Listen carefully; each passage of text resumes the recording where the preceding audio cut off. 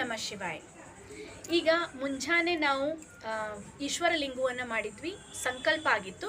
ಸಂಕಲ್ಪ ಯಾವಾಗಲೂ ಒಂದೇ ಸೋಮವಾರ ಅಷ್ಟೇ ಮಾಡ್ತೀವಿ. ಆಮೇಲೆ ನಮ್ಮದು ಪೂರ್ತಿ ವ್ರತ ಮುಗಿಯೋ ತನಕನೂ ಏನಿರಂಗಿಲ್ಲ. ಗಣಪತಿ ಪೂಜೆನೂ ಒಂದೇ ಸೋಮವಾರ ಫಸ್ಟ್ ಟೈಮ್ ಸಂಕಲ್ಪ ಮಾಡೋಕ್ಕಿಂತ ಮುಂಚೆ ಮಾಡಿರ್ತೀವಿ.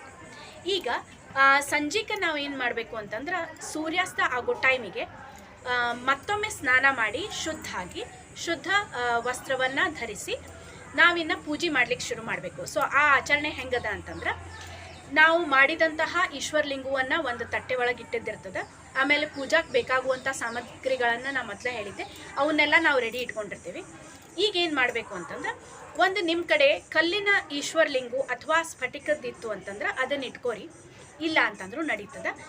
ಯಾಕಂದ್ರೆ ನಾವು ಅಭಿಷೇಕ ಮಾಡೋದು ಆಮೇಲೆ ಪೂಜಾ ಮಾಡೋದು, ಈಗ ನೀರು ಹಾಕಬೇಕಾಗ್ತದೆ, ಪಂಚಾಮೃತ ಹಾಕಬೇಕಾಗ್ತದೆ. ಈ ಮಣ್ಣಿನ ಶಿವಲಿಂಗಕ್ಕೆ ಹಾಕ್ಲಿಕ್ಕೆ ಆಗಂಗಿಲ್ಲ. ಆದ್ದರಿಂದ ಆ ಇನ್ನೊಂದು ಶಿವಲಿಂಗ ಏನಿರ್ತದೆ ಅದಕ್ಕೆ ನಾವು ಅಭಿಷೇಕ ಮಾಡಿದ ಮೇಲೆ ಈ ಈಶ್ವರಗೆ, ಮಣ್ಣಿನಿಂದ ಮಾಡಿದಂತಹ ಈಶ್ವರಗೆ ನಾವು ಸಿಂಪಡಿಸ್ಲಿಕ್ಕೆ ಬರ್ತದೆ. ಹೀಗಾಗಿ ಒಂದು ಶಿವಲಿಂಗು ಹಂಗೆ ಇಟ್ಕೊಳ್ಳೋದು. ಈಗೇನು ಮಾಡಬೇಕು ಅಂತಂದ್ರೆ, ನಾವು ಮೊದಲ ಶುದ್ಧೋದಕ ಹಾಕಬೇಕು. ಅಂದ್ರೆ ನೀರನ್ನು ಆ ಈಶ್ವರಲಿಂಗುಗೆ ಅಭಿಷೇಕ ಮಾಡಬೇಕು. ಆಮೇಲೆ ಪಂಚಾಮೃತ ಮಾಡಿಟ್ಕೊಂಡಿರ್ತೀವಿ, ಪಂಚಾಮೃತವನ್ನು ಹಾಕಬೇಕು, ಪಂಚಾಮೃತ ಅಭಿಷೇಕ.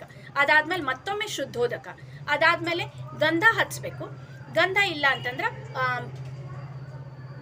ಗೋಪಿ ಚಂದನೂ ನಡೀತದೆ, ಗೋಪಿ ಚಂದನ ಹಚ್ಚಲಿಕ್ಕೆ ನಡೀತದೆ. ಇಷ್ಟು ಹಚ್ಚಿದ ಮೇಲೆ ಅದನ್ನೇನು ಮಾಡಿದಿರ್ತದ ಅದ ಪಂಚಾಮೃತವನ್ನು ಇಲ್ಲೇ ಹುತ್ತಿನ ಮಣ್ಣಿನಿಂದ ಮಾಡಿದಂಥ ಈಶ್ವರಲಿಂಗುಗಳಿಗೆ ಅವನ್ನ ಜಸ್ಟ್ ಹಿಂಗೆ ಸಿಂಪಡಿಸ್ಕೋತ ಹೋಗ್ಬೇಕಾಗ್ತದೆ. ಏಕೆಂದರೆ ಇದು ಮಣ್ಣಿನಿಂದ ಮಾಡಿದ್ದು ಬಿರುಕು ಬಿಡಬಹುದು, ಆದ್ದರಿಂದ ಭಾಳ ಒದ್ದಿ ಮಾಡೋಲ್ಲ. ಸೊ ತುಳಸಿಯಿಂದ ಅಥವಾ ಹೂವಿನಿಂದ ನಾವು ಅದನ್ನು ಸಿಂಪಡಿಸ್ಬೇಕು. 4 ಲಿಂಗುಗಳಿಗೆ ಸಿಂಪಡಿಸಿ ಅರ್ಶಿನ ಕುಂಕುಮ ಹಚ್ಚಿ ತಿಲಾಕ್ಷತೆಯನ್ನು ಹಾಕಿ ಬಿಳಿ ಗೆಜ್ಜುವಸ್ತ್ರವನ್ನು ಏರಿಸಬೇಕು, ಬಿಳಿ ಹೂವನ್ನು ಏರಿಸಬೇಕು. ಆಮೇಲೆ ನಾವು ಹೂವು ಮತ್ತು ಪತ್ರಿಯಿಂದ ಅಲಂಕಾರ ಮಾಡಬೇಕು. ಇದು ಮಾಡೋಕ್ಕಿಂತ ಮುಂಚೆ ಬಿಲ್ವ ಪತ್ರಿಯನ್ನು ಏರಿಸ್ಕೋತ ಹೋಗ್ಬೇಕಾಗ್ತದೆ. 108 ಬಿಲ್ವ ಪತ್ರಿಯನ್ನು ಏರಿಸಬೇಕು, ಬಿಲ್ವ ಪತ್ರಿಯ ದಳ. ಸೊ ಎಲ್ಲರಿಗೂ ಎಲ್ಲ ಟೈಮಿಗೂ ಬಿಲ್ವಪತ್ರಿ 108 ಸಿಗಲಿಕ್ಕಿಲ್ಲ.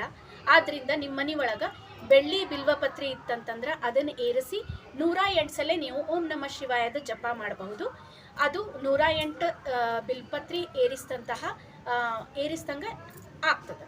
ಇಲ್ಲ ಅಂತಂದ್ರೆ ವೈಟ್ ಮೆಟಲ್ ಅಥವಾ ಬೆಳ್ಳಿ ಕೋಟೆಡ್ ಬಿಲ್ವಪತ್ರಿ ಇತ್ತಂದ್ರೆ ಅದನ್ನು ಸಹ ನೀವು ಏರಿಸಿ 108 ಸಲ ನೀವು ಜಪ ಮಾಡಬೇಕು ಓಂ ನಮಃ ಶಿವಾಯ ಅಂಥೇಳಿ. ಅದಾತಂತಂದ್ರೆ ಇಲ್ಲಿಗೆ ಎಲ್ಲ ಅರ್ಶಿನ ಕುಂಕುಮ ಹಾಕಿ ತಿಲಾಕ್ಷತಿ ಹಾಕಿ ಪೂಜೆ ಮಾಡೋದೇನಿತ್ತು ಇದು ಮುಗೀತದ. ಹೂವು ಮತ್ತು ಮಾಲೆಯಿಂದ ಅಲಂಕಾರ ಮಾಡಿದ ಮೇಲೆ ನೀವು ನೈವೇದ್ಯ ಕೊಡಬೇಕು. ಅದಕ್ಕಿಂತ ಮುಂಚೆ ಕಥಿ ಓದಬೇಕಾಗ್ತದೆ. ಇಷ್ಟು ಮಾಡಿದ ಮೇಲೆ ನೀವು 16 ಸೋಮವಾರದ ಕಥಿ ಬುಕ್ ಏನಿರ್ತದೆ ಅದನ್ನು ಆ ಕಥಿಯನ್ನು ಓದಿ ಮುಗಿಸ್ಬೇಕು. ಓದಿ ಆದಮೇಲೆ ಆ ಪುಸ್ತಕವನ್ನು ಇಟ್ಟು ಅದಕ್ಕೂ ಮಂತ್ರಾಕ್ಷತೆ ಏರಿಸಿ, ಅರ್ಶಿನ ಕುಂಕುಮ ಮಂತ್ರಾಕ್ಷತೆ ಹಾಕಿ ಅದಕ್ಕೆ ಒಂದು ಕಾಯಿ ಒಡೆದು ಧೂಪ ದೀಪದಿಂದ ಬೆಳಗಬೇಕು. ಇದಾದ ಮೇಲೆ ಆರತಿ ಮಾಡೋದು, ನೈವೇದ್ಯ ಮಾಡಿ ಆರತಿ ಮಾಡೋದು. ನೀವೇನು ನೈವೇದ್ಯಕ್ಕೆ ಇಟ್ಕೊಂಡಿದ್ರೋ, ಪ್ರಸಾದ ಮಾಡಿದ್ರೋ ಅದನ್ನು ದೇವ್ರ ಮುಂದಿಟ್ಟು ಅದನ್ನು ನೈವೇದ್ಯ ಮಾಡಿದ ಮೇಲೆ ಆರತಿ ಮಾಡಿರಿ. ಆರತಿ ಮಾಡಿದ ಮೇಲೆ ಈ ಪೂಜಾ ಸಂಪೂರ್ಣ ಆಗ್ತದೆ. ಇದಾದ ಮೇಲೆ ಪೂಜೆ ಸಂಪೂರ್ಣವಾದ ಮೇಲೆ ನೈವೇದ್ಯ ಮಾಡಿದ್ದೇನಿರ್ತದೆ 3 ಭಾಗವನ್ನು, ಮೊದಲನೇ ಭಾಗವನ್ನು ನೀವು ಯಾವುದಾದ್ರೂ ಆಕಳಿಗೆ ಕೊಡಬೇಕು. 2ನೇ ಭಾಗವನ್ನು ಮನೆಗೆ ಬಂದಂತಹ ಯಾರು ಬ್ರಾಹ್ಮಣರಿಗೆ ಕೊಟ್ಟರು ನಡೀತದೆ, ಅಥವಾ ಕಥಿ ಕೇಳಲಿಕ್ಕೆ ಯಾರು ನೀವು ಕರೀಲಿಕ್ಕೂ ಅಡ್ಡಿಲ್ಲ. ಮನೆ ಆಜು ಬಾಜುನವ್ರು ಬರ್ಬೋದು, ನಿಮ್ಮ ಮನೆಯವರ ಬಂದು ಕೂತ್ಕೋಬಹುದು. ಅವ್ರು ಯಾರು ಕೇಳಲಿಕ್ಕೆ ಬಂದಿರ್ತಾರೆ ಅವ್ರಿಗೆ ಕೊಟ್ಟರು ನಡೀತದೆ. 3ನೇ ಭಾಗ ಏನದ ಅದನ್ನು ಇಷ್ಟೆಲ್ಲ ಕೊಟ್ಟ ಮೇಲೆ, ಆಕಳಿಗೆ ಕೊಟ್ಟು ಬ್ರಾಹ್ಮಣರಿಗೆ ಕೊಟ್ಟು ಅಥವಾ ಬಂದವರಿಗೆ ಕೊಟ್ಟ ಮೇಲೆ 3ನೇ ಭಾಗವನ್ನು ನೀವು ಸೇವಿಸಬೇಕು. ಅಲ್ಲೇ ನೀವು ಕೂತ್ಕೊಂಡು ಒಂದು ತಮ್ಗಿ ನೀರಿಟ್ಕೊಂಡು ಒಮ್ಮೆ ಕೂತು ತಿಂದು ಮುಗಿಸಿ ಆ ಪ್ರಸಾದವನ್ನು ಸ್ವೀಕರಿಸಿ ನೀರು ಕುಡಿದಾದ್ಮೇಲೆ ಒಮ್ಮೆ ಏಳೋದು. ನಡು ಎದ್ದು ಕೂತು ಮಾಡ್ಲಿಕ್ಕೆ ಬರಂಗಿಲ್ಲ. ಯಾಕಂದ್ರೆ ಮೊದಲೇ ಹೇಳ್ದಂಗೆ ಕಟ್ಟುನಿಟ್ಟಿನ ವ್ರತ ಇದು. ಆದ್ದರಿಂದ ಒಮ್ಮೆ ಸೇವಿಸೋದಾಗ್ತದೆ.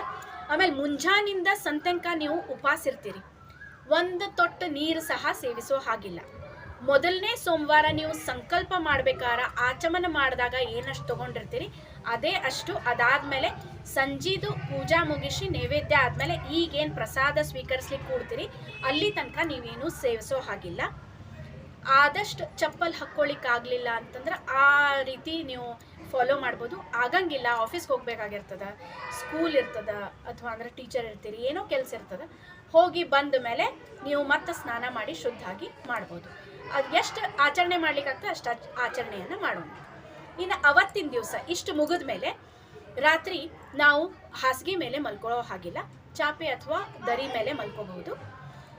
ಇನ್ನು ಮರುದಿವಸ ಮಂಗಳವಾರ ಏನು ಮಾಡಬೇಕು ಅಂತಂದ್ರೆ ಮುಂಜಾನೆ ಎದ್ದು ಯಥಾ ಪ್ರಕಾರ ಮೊದಲು ಸ್ನಾನ ಮಾಡಿ ಈ ಈಶ್ವರಲಿಂಗುಗಳಿಗೆ ಅರಿಶಿನ ಕುಂಕುಮ ತಿಲಾಕ್ಷತಿಯನ್ನು ಏರಿಸಿ, ಹೂವೇರಿಸಿ, ಬಿಲ್ಪತ್ರಿಯನ್ನು ಏರಿಸಿ, ಗೆಜವಸ್ತ್ರ ಏರಿಸಿ ನೀವು ಮೊಸರು ಅನ್ನ ಅಥವಾ ಮೊಸರವಲಕ್ಕಿಯನ್ನು ನೈವೇದ್ಯ ಕೊಡಬೇಕು.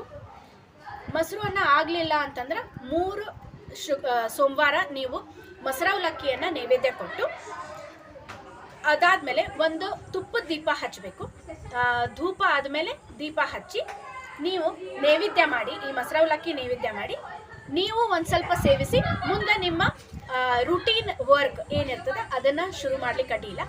ಇದು ಹೋಗೋಕ್ಕಿಂತ ಮುಂಚೆ ನೀವೇನು ನಿರ್ಮಾಲ್ಯ ಅಂದರೆ ಏನೇನು ಏರ್ಸಿದ್ದಿರ್ತದೆ ಅವನ್ನೆಲ್ಲ ತೆಗೆದು ಒಂದು ನಿರ್ಮಾಲ್ಯಕ್ಕೆ ಒಂದು ಚೀಲ ಮಾಡಿರಿ, ಅದ್ರ ಒಳಗೆ ಹಾಕಿಡ್ರಿ. ಆಮೇಲೆ ಈ ಈಶ್ವರಲಿಂಗುಗಳನ್ನು ಒಂದೇನಾರ ಡಬ್ಬಿ ಮಾಡ್ತಿದ್ರೆ ಹಂಗೆ ಮಾಡಿರಿ, ಸ್ಟೀಲಿನ ಡಬ್ಬಿ ಮಾಡಿರಿ, ಅದ್ರೊಳಗೆ ಹಾಕಿ ಒಂದು ಕಡೆಗೆ ಇಟ್ಬಿಡ್ಬೇಕು. ಮತ್ತು ಮುಂದಿನ ಸೋಮವಾರ ತನಕ ಅವನ್ನ ಮುಟ್ಟೋ ಹಂಗಿಲ್ಲ. ಸೊ ಇಷ್ಟು ನೀವು ರೆಡಿ ಇಟ್ಟು ನೀವು ನಿಮ್ಮ ಅವತ್ತಿನ ಕೆಲಸ ಕಾರ್ಯಗಳನ್ನು ಮಾಡ್ಕೋಬೋದು ಮುಂದಿನ ಸಂಡೇ ಬರೋ ತನಕ. ಮತ್ತು ಸಂಡೇ ಬಂತಂದ್ರೆ ನೆಕ್ಸ್ಟ್ ಸೋಮವಾರಕ್ಕೆ ಎಲ್ಲ ಪೂರ್ವ ತಯಾರಿಯನ್ನು ಮಾಡಿಟ್ಕೊಂಡು ಮತ್ತು ನೆಕ್ಸ್ಟ್ ಸೋಮವಾರದಿಂದ ಯಥಾ ಪ್ರಕಾರ ಇದೇ ಪೂಜೆ ಇದೇ ಉಪವಾಸವನ್ನು ಆಚರಿಸ್ಬೇಕು. ಸೊ ನಾ ಎಲ್ಲ ಹೇಳಿದೆ ಅಂತ ಅಂದ್ಕೊಂಡಿನಿ. ನಿಮಗೆ ಅನುಕೂಲ ಆಗಲಿ 16 ಸೋಮವಾರ ವ್ರತ ಮಾಡಲಿಕ್ಕೆ. ಮತ್ತೇನಾದರೂ ನಿಮಗೆ ಡೌಟ್ಸ್ ಇತ್ತು ಅಂತಂದರೆ ಕ್ಲಿಯರ್ ಮಾಡೋಣ ಅಂತ ನಮಗೆ ಮೆಸೇಜ್ ಮಾಡಿರಿ. ಧನ್ಯವಾದ.